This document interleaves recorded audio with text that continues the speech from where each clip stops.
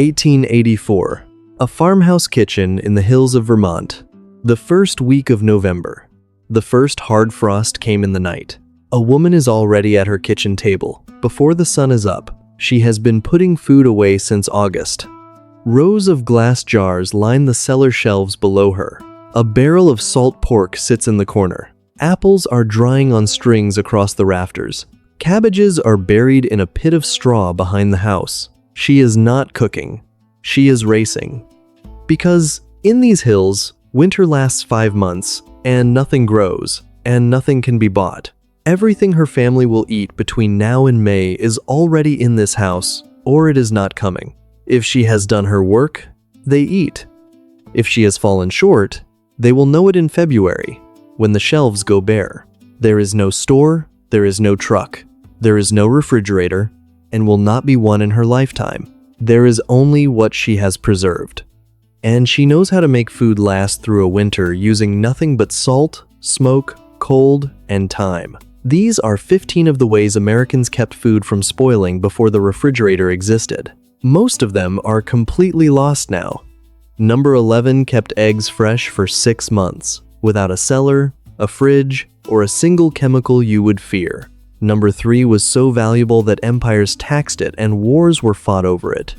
And number 1 is the reason your grandmother's pantry could feed a family through a winter that would empty your kitchen in a week. Subscribe before we start. Number 15, the spring house. Before the refrigerator, the coldest thing on the farm was the water coming out of the ground. So they built a small stone house right over a cold spring. The spring water ran through a stone trough on the floor, cold all summer long. Crocks of milk, butter, and cream sat in that running water and stayed cool and sweet. On a hot July day, the spring house was the coolest place on the whole farm. Number 14, drying. This is the oldest trick there is. Take the water out of food, and the things that rot it cannot live. They sliced apples thin and hung them on strings across the kitchen rafters. They dried beans, corn, and peas until they rattled. They cut meat into thin strips and dried it in the sun and wind. A string of dried apples in October was apple pie in February. Number 13, the larder and the meat safe. Some food just needed to keep for a week without spoiling or being eaten by flies. So they built a meat safe, a small cupboard with screens of fine mesh or punched tin. It let the cool air through and kept the flies out. It hung in the coolest, shadiest corner, often on the north side of the house. Butter, cheese, cooked meat, and milk lived there, in the days before there was anywhere else to put them. Number 12, burying it. This one sounds strange until you understand it. Root vegetables want to be cool and damp and dark, exactly like the ground they grew in. So they put them back in the ground. They dug a pit, lined it with straw, piled in potatoes, carrots, turnips, and beets. They covered them with more straw and a mound of earth, and called it a clamp.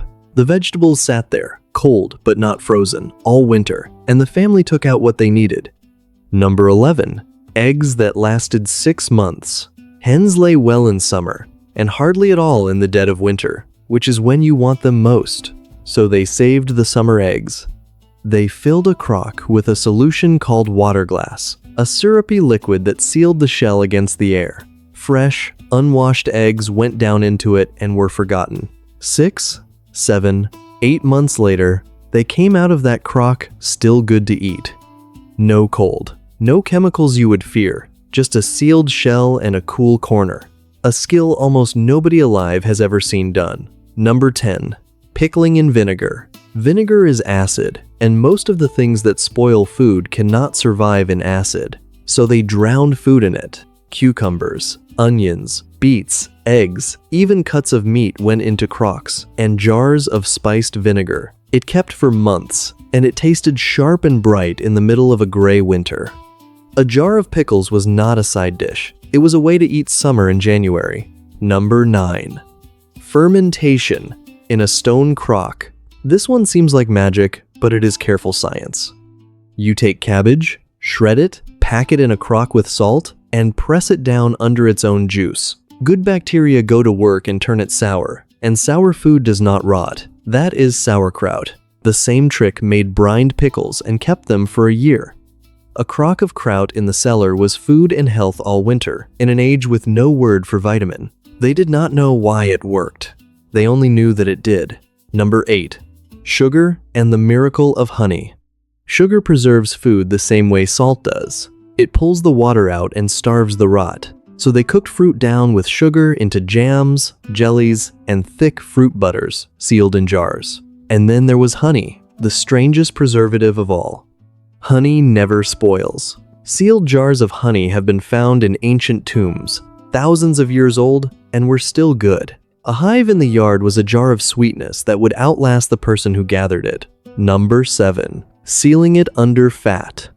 Air is what lets meat spoil, so they cut the air off completely. They cooked meat, packed it into a crock, and poured melted fat over the top until it was sealed. No air could reach the meat beneath it. It kept for months in a cool cellar, and you dug down through the fat to get your supper. It is one of the oldest ways to keep cooked meat, and almost no one does it now. Number 6. Harvesting winter itself. Before the refrigerator, ice was a crop. In the coldest weeks of winter, men went out onto frozen ponds and sawed the ice into great blocks. They hauled those blocks into an ice house, packed them in sawdust, and shut the door. Insulated like that, the ice lasted deep into summer. A man in Boston named Frederick Tudor built an empire shipping New England pond ice around the world. In the kitchen, a block of it went into a wooden icebox, and that is where the word icebox comes from. They did not make cold. They harvested it in January and saved it for July. Number 5. The smokehouse. Salt cured the meat, but smoke finished it and gave it that flavor. Every farm had a small smokehouse, a tight little building where hams, bacon, and sausage hung. The meat hung over a low, slow, smoldering fire. The smoke dried the surface and coated the meat in compounds that kept the rot away. A ham could hang in the smokehouse rafters for a year and only get better. Walk into an old smokehouse today and the walls still smell of 100 years of wood smoke. Number 4. Curing and the sausage. When the hog was killed in the fall, nothing was wasted, and most of it had to be made to last. The hams and sides were rubbed with salt and hung to cure for weeks. The trimmings, the scraps, the odd bits were ground, spiced, and stuffed into sausage.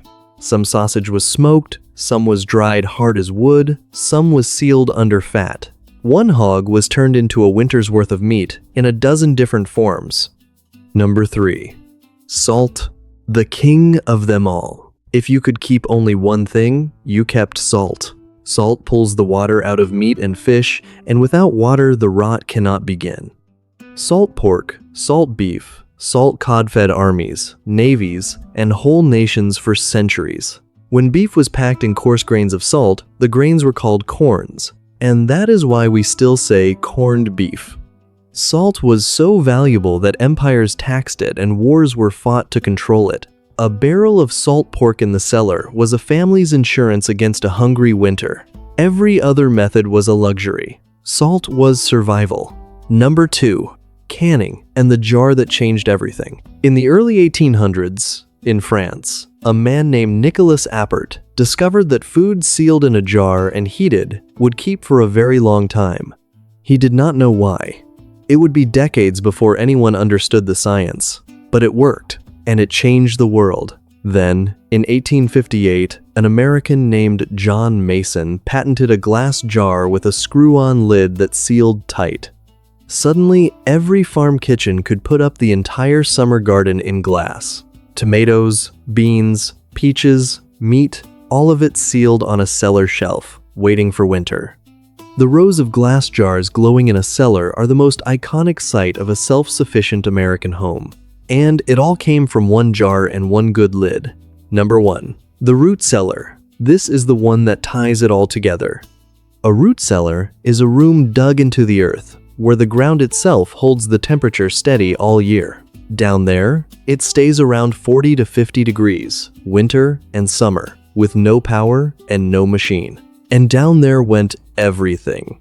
The jars of canned food, the crocks of kraut and pickles and eggs, the barrels of salt, pork, and apples, the bins of potatoes and onions and squash.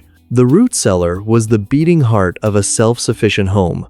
A family with a full cellar in October had already won the winter before it began. And that is the thing we have truly lost. Not the recipes, the security, the deep, quiet certainty that no matter what happened outside, the family would eat. That woman in the Vermont farmhouse spent half her year making food last the other half. It was relentless, and it was skilled, and her family's life depended on her getting it right. Then, in the 1920s, a man named Clarence Birdseye worked out how to flash freeze food. And the refrigerator and the freezer began their march into every home in America. Within one generation, almost all of it was gone. The spring house, the smokehouse, the ice harvest, the crocks, the clamps, the full cellar. We do not need them anymore, and that is a genuine mercy. But we have handed the whole thing over to a machine, a power line, and a store 3 miles away. Those old families could feed themselves through a 5-month winter with nothing but salt, smoke, cold, and time.